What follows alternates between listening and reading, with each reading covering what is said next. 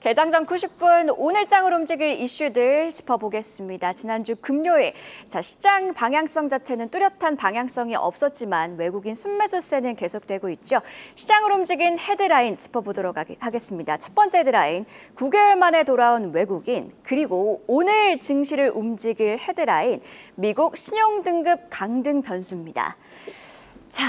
외국인이 결국 돌아오고 있는 모습 포착되고 있습니다. 시장 흐름 한번 지켜보면요.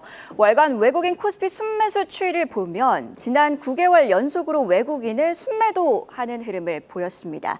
2024년 11월부터 4월까지 꾸준히 순매도를 하다가 5월에는 그래도 순매수하는 흐름을 보이고 있는데요. 지금 총 1조 4천억 원가량 순매수했고요. 거래일 기준으로 보면 8거래일 연속 순매수에 나서고 있습니다.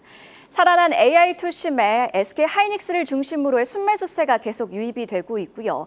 그리고 또 AI 중심의 내러티브가 살아난 모습 포착되고 있습니다. 다음 페이지 한번 체크해 볼까요? 그런 가운데 변수를 만났죠.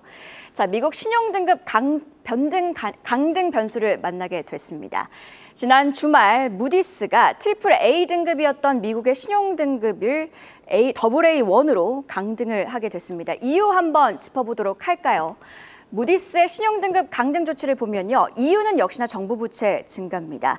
현재 논의로는 미국 재정적자 개선을 하지 못한다고 했고요. 이번 수준이라면 2024년 6.4% 수준이었던 미국의 GDP 대비 재정적자가 2035년에는 9%로 확대될 거란 그런 분석을 내놓기도 했습니다.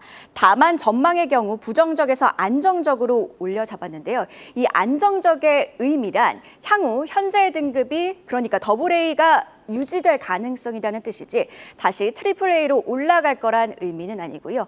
이미 피치와 S&P는 미국의 신용 등급을 내려잡은 바 있어 미국은 마지막 트리플 A 등급을 상실하게 됐습니다. 무디스의 신용등급 강등은요, 현재 시각으로 금요일 미국 증시 장 마감 이후에 나왔죠. 즉, 우리 시장이 이를 먼저 반영하게 되는데요. 그런 만큼 일단 이전 피치와 S&P의 강등 사례 한번 짚어보고요. 글로벌 IB 및 증권가 분위기 그리고 추가 변수까지 함께 짚어보도록 하겠습니다. 가장 먼저 미국의 신용등급을 강등한 2011년 피치의 강등 사례 당시에는요.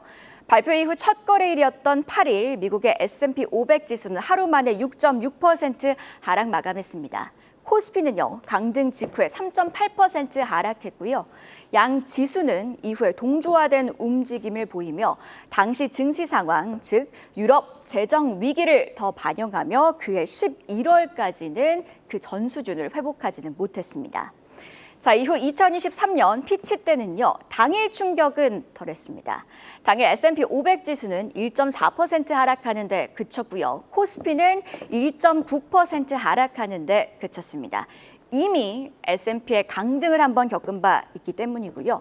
양 지수 다만 11월까지 더 큰 폭으로 밀렸습니다. 당시에는 연준의 금리 인상이 글로벌 증시 하방 요인으로 작용하며 지수가 밀린 건데요. 즉 단기적으로는 강등 이슈가 투심에 영향을 주지만 중기적으로는 그 당시 증시 상황이 더 주요하게 작용하게 되는 겁니다. 이번 강등 이후 월가 그리고 증권가 반응도 엮어서 함께 확인을 해보면요. 이미 시장에서는 노출된 재료라는 분위기가 만연합니다.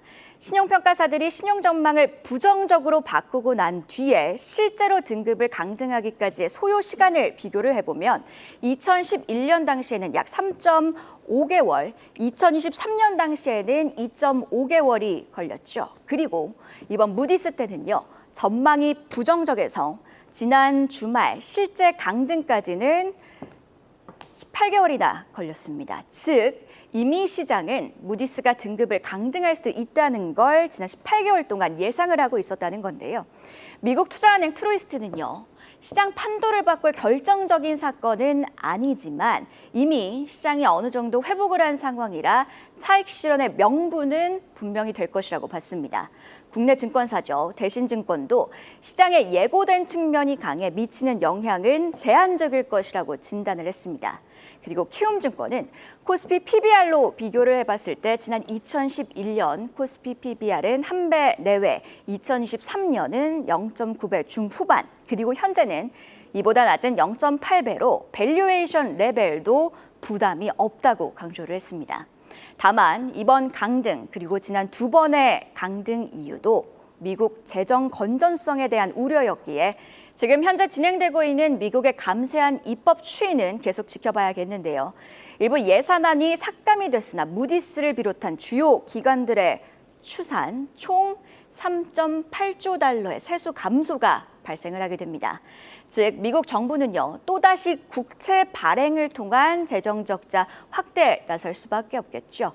지난 주말 공화당 내에서도 분열이 일며 결국 부결이 됐는데 관련 뉴스도 계속 체크를 해봐야겠고요.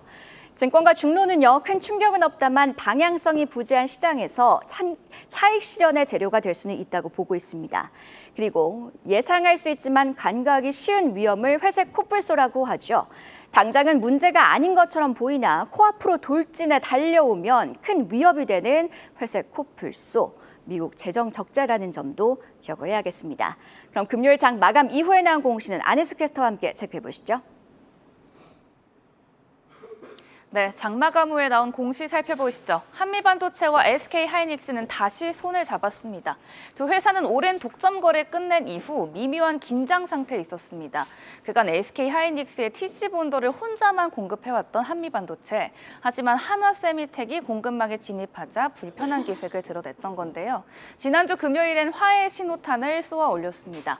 같은 날에 SK하이닉스를 상대로 나란히 TC본더 공급 계약을 체결을 공시한 건데요. 한미반도체는 428억 원, 한화세미텍은 385억 원 규모입니다. TC본더는 HBM을 수직 적층하는 공정에서 열과 압력을 가해 고정하는 핵심 장비로 이번 장비는 최신 사양인 HBM3 12단 생산에 투입됩니다. SK하이닉스의 고객사인 엔비디아가 최근 사우디를 상대로 수주에 성공하면서 우리 기업들 일거리가 많아지게 됐는데요. 반도체 생산에 의기투합할 것으로 보입니다. LS그룹은 대한항공을 대상으로 650억 규모의 교환사채를 발행한다고 공시했습니다. 이번 교환사채 발행을 위해서 자기 주식 38만여 주를 처분했습니다. LS는 조달 자금을 2022년 KDB 산업은행에서 차입한 1,005억 원을 상환하는 데 사용할 예정이라고 밝혔습니다만 대한항공의 지주사인 한진칼 지분 매입용으로 쓸 가능성도 주목되고 있습니다. 현재 한진그룹의 지주회사인 한진칼은 조원태 회장 측이 20.09%, 호방그룹은 18.46%의 지분을 들고 있으면서 사실상 경영권을 놓고 팽팽한 줄다리기 중입니다. 조 회장 측은 델타항공과 산업은행 등 우호적인 지분을 포함하면 약 46%를 확보하고 있지만 호반의 추가 매입 가능성이 제기되면서 긴장감이 커지고 있는데요.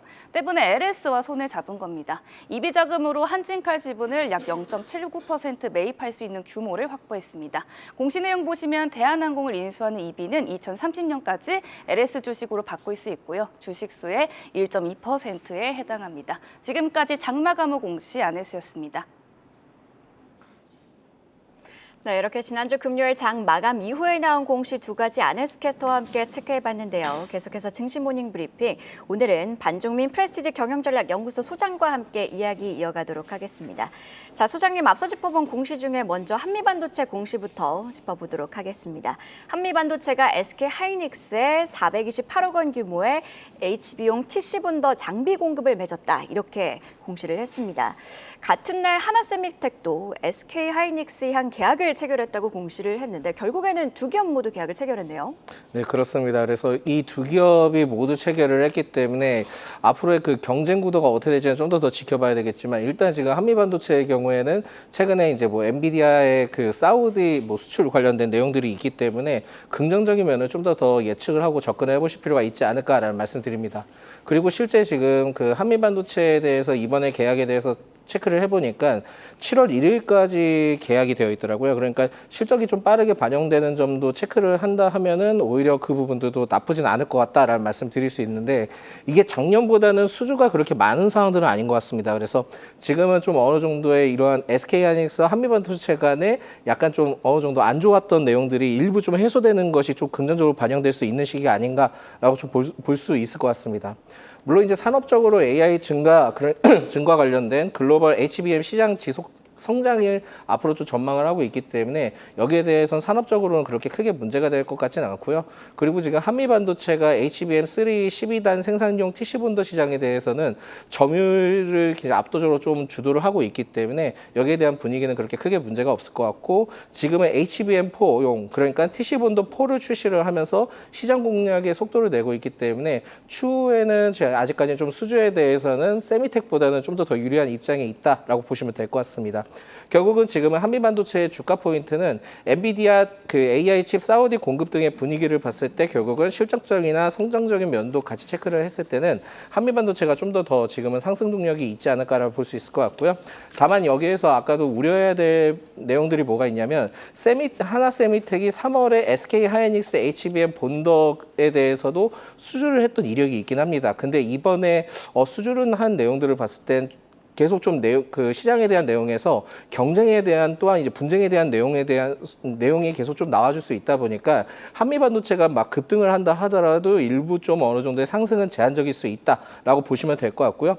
이게 지금 경쟁 구도가 그렇게 그 경쟁이나 분쟁이 좀 쉽게 마무리가 될 것 같지는 않습니다. 그래서 지금 한미반도체의 경우에는 아오홈이라고 단체 급식 계약에 대해서 조기 종료를 했던 이력이 있다 보니까 이 분쟁이 어느 정도 좀 해소가 되고 한미반도체에 더 긍정적인 내용이 나온다 하면은 주가가 크게 상승할 수는 있겠지만은 지금은 이러한 요소들도 좀 어느 정도 노이즈로 작용을 하기 때문에 상승에는 좀 제한적일 수 있다는 점도 체크를 하셔야 될 것 같습니다. 그래서 지금은 뭐 한미반도체에 대해서 뭐 긍정과 부정이 같이 좀 교차를 하고 있긴 하지만 엔비디아에 대한 내용들을 좀 살펴봤을 때는 상승할 수 있는 여력은 충분하기 때문에 기존 보유자분들은 좀 더 가져가 보시는 게 좋을 것 같고요. 신규 정권도 지금은 좀 충분히 가능하니까 이 점 좀 참고하셨으면 좋겠습니다. 네, 한미반도체 투자 의견 자세하게 들어봤고요. 전일 시간의 거래에서 특징적인 흐름을 보였던 종목 하나 짚어보도록 하겠습니다. SMG 엔터 그러니까 파산핑을 주목을 하셨는데 시간의 거래에서는 2.4% 올랐다고요. 어떤 점들을 주목하고 계실까요? 저는 굉장히 좀 놀랐던 게 올해 2월부터 지금까지 주가 상승이 굉장히 많이 보였습니다. 그러면서 2월 당시 때는 15,000원대 주가였다가 지금 현재 6만 원대를 넘어섰거든요. 그만큼 굉장히 좀 크게 그 상승을 한 모습들을 보여지는데 이게 실적적인 영향도 좀 어느 정도 있긴 하지만은 티니핑의 효과가 굉장히 좀 많이 견인을 했고요. IP와 관련된 내용들이 계속 나와주고 있기 때문에 굉장히 좀 긍정적으로 작용을 하고 있고 최근에 1분기 실적에 대해서도 영업이익이 전년 동기 대비 흑자 전환에 성공을 했기 때문에 실적에 대한 기대감이 굉장히 좀 상당히 남아있는 것 같습니다. 그래서 이 점을 봤을 때는 아직까지는 SAMG 엔터의 경우에는 상승할 수 있는 여력도 충분하다라고 보시면 될 것 같고요. 앞으로 뭐 티니핑 시즌 6 그리고 사랑의 하츄핑 극작판 시즌 2도 좀 어느 정도 개봉이 예정이 되어 있다 합니다. 결국 이렇게 된다 하면은 굉장히 좀 많은 주목을 받을 수 있기 때문에 결국 굉장히 긍정적으로 볼 수 있고요. 심지어 지금은 SAMG 엔터의 경우에는 외국인이 4거래 연속 순매수세가 유입되고 있습니다. 그래서 지금은 이 점을 봤을 때는 추가 상승할 수 있는 여력은 좀 더 남아있다라고 보시면 될 것 같습니다. 뭐 관세에 대한 얘기들도 굉장히 좀 많았는데 사실 그 SAMG 엔터의 경우에는 개인적인 생각으로는 관세에 대해서 뭐 영향이 뭐 제한적으로 받을 수 있다라고 좀 볼 수 있겠지만 설령 이제 뭐 관세가 이제 부과된다 하더라도 아이들을 위해서 뭐 돈 투자하는 데는 아깝지 않을 것 같거든요. 그렇기 때문에 어느 정도의 플러스 마이너스 요인보다는 플러스 요인들이 좀 더 긍정적이다라고 좀 생각을 해볼 수 있을 것 같습니다. 다만 이제 주가가 계속 좀 많이 상승을 했던 이력들이 있다 보니까 지금은 기존에 좀 보유하셨던 분들은 비중 축소를 하는 게 낫지 않을까라는 말씀을 드리겠고요. 오늘 아마 투자 주의 종목으로 좀 지정이 될 예정이기 때문에 신규 접근은 될 수 있으면 좀 자제하시는 게 낫지 않을까라는 말씀드립니다. 네, SMG 엔터테인먼트 투자 의견 자세하게 분석 들어봤고요. 이어서 전일장 가장 핫했던 섹터에서 이슈 찾아보는 시간이죠. 이슈픽 심수영 캐스터가 준비했습니다. 이슈픽 오늘은 원전 관련 소식으로 시작합니다. 지난주 금요일 벨기에 의회가 새 원자로 건설을 허용하는 정부 원전 산업 부활 계획을 가결했다는 소식이 들려왔습니다. 무려 22년 만에 탈원전 공약 폐기를 공식화한 건데요. 이에 원자력 발전 섹터 2.67% 강세 보였고요. BHI가 19.44%, 우리 기술이 13.12% 강세 보였습니다. 사실 비단 벨기에뿐만 아니라 탈원전 폐지 조짐은 타 유럽 국가에서도 잇따르고 있는데요.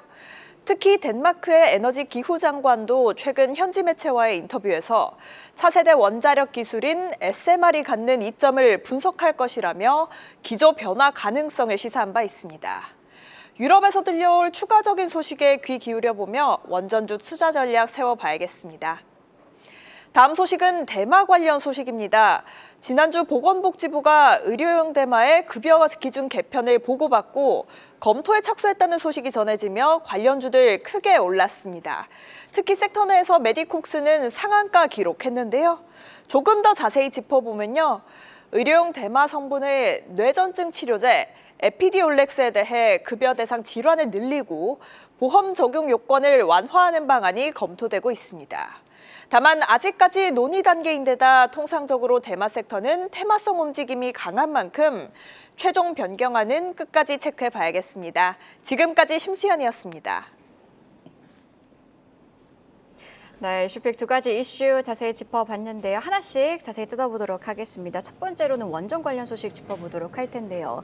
에너지 안보 강화가 시급해지면서 유럽의 원전 부활 움직임이 활발해지고 있습니다. 특히 지금 같은 경우에는 벨기에가 22년 만에 탈원전 정책을 폐기하기로 결정을 했는데 해당 소식에 우리 원전주들이 움직였더라고요. 어떻게 보시나요? 예, 지금 원전주의 경우에는 한수원, 체코 원전 이거보다는 결국에 이제 전체적인 그 해외 쪽에 대한 원전 그 포커스가 좀 많이 맞춰서 주가가 좀 상승했다라고 보시면 될 것 같습니다. 그래서 지금은 미국의 그 원전 르네상스 재시동 발전량에 대해서도 뭐 50년까지 4배 증가를 계획을 하고 있고 또한 이제 미국 쪽에서도 개량주인 것으로 좀 알려져 있기 때문에 원전에 좀 많이 포커스를 두고 있다라고 보시면 될 것 같고요. 특히 지금 베트남의 경우에는 러시아와 원전 계약 합의 등을 통해서도 내용이 좀 나와주고 있기 때문에 이게 지금 전 세계적으로 좀 원전에 대한 필요성이 굉장히 좀 강조되고 있는 것이 아닌가라고 볼 수 있을 것 같습니다.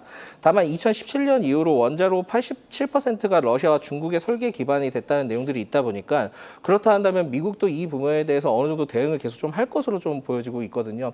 그렇다 보니까 미국 쪽에 대해서는 원전에 대한 내용들이 계속 좀 나와줄 수 있다는 점도 체크를 하셔야 될 것 같습니다. 그래서 지금은 내용들을 봤을 때 국내 그 체코 원전에 대한 내용보다는 전 세계에 대해서 원전에 대한 내용이 좀 더 포커스가 맞춰서 그걸 통해서 국내에 있는 원전주들이 상승했다라고 보시면 될 것 같고요.